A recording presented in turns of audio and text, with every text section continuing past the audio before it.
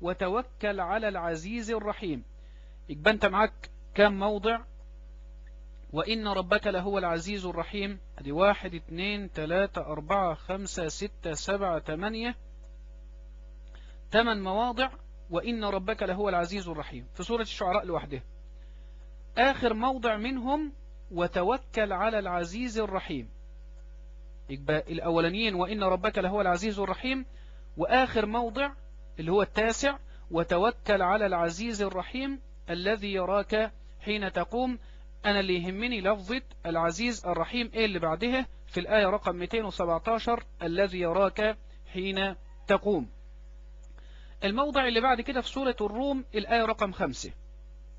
نجيب سورة الروم مع بعض الآية رقم 5. أعوذ بالله السميع العليم من الشيطان الرجيم من همزه ونفثه ونفخه. سورة الروم الآية رقم 5 في قول الله عز وجل وهو العزيز الرحيم. وهو العزيز الرحيم بعد منها وعد الله لا يخلف الله وعده ولكن أكثر الناس لا يعلمون. وهو العزيز الرحيم بعدها وعد الله. وهو العزيز الرحيم بعدها وعد الله. وعد الله بفتح الدال. وعد الله لا يخلف الله وعده في سورة الروم الآية رقم 5. الموضع اللي بعد كده في سورة السجدة الآية رقم 6. يجيب سورة السجدة مع بعض الآية رقم 6. هذا الموضع نعم قول الله عز وجل ذلك عالم الغيب والشهادة العزيز الرحيم. ايه اللي جه بعدها؟ الذي أحسن كل شيء خلقه. الذي أحسن كل شيء خلقه هي اللي جت في هذا الموضع بعد العزيز الرحيم في الآية رقم 6 من سورة السجدة.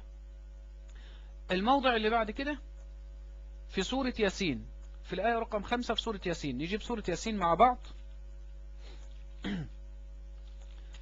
الآية رقم 5 في سورة ياسين في قول الله عز وجل تنزيل العزيز الرحيم. ايه اللي جي بعدها؟ لتنذر قوما ما أنذر آباؤهم فهم غافلون. العزيز الرحيم لتنذر قوما في هذا الموضع في سورة ياسين الآية رقم 5. آخر موضع معانا في العزيز الرحيم في سورة الدخان الآية رقم 42. نجيب سورة الدخان مع بعض الآية رقم 42. الإخوة يكون معهم مصاحف عشان خاطر لو حصل غلطة أو نسينا حاجة أو سهينا عن حاجة نعرف نصححوها، لأن لا ينبغي أن يكون هناك أخطاء في كتاب الله عز وجل. سورة الدخان الآية رقم 42. نعم إنه هو العزيز الرحيم. إيه اللي جه بعدها؟ إن شجرة الزقوم. إنه هو العزيز الرحيم إن شجرة الزقوم.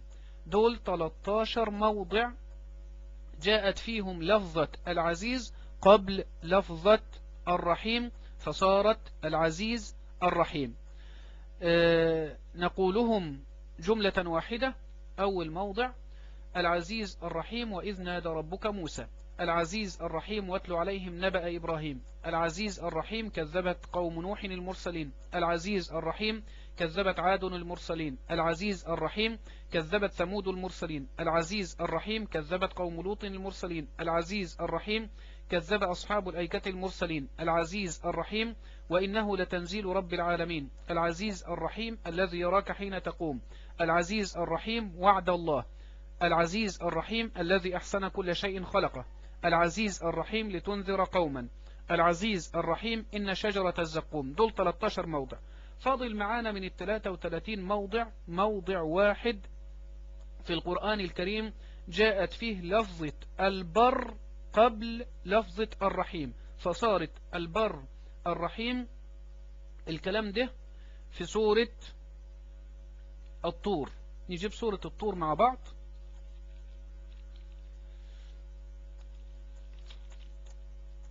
سورة الطور الآية رقم 28. سورة الطور الآية رقم 28 في قول الله عز وجل إنا كنا من قبل ندعوه إنه هو البر الرحيم. جاء بعدها فذكر فما أنت بنعمة ربك بكاهن ولا مجنون. البر الرحيم فذكر، البر الرحيم فذكر، موضع واحد في كتاب الله عز وجل. بفضل الله وبمدده وبعونه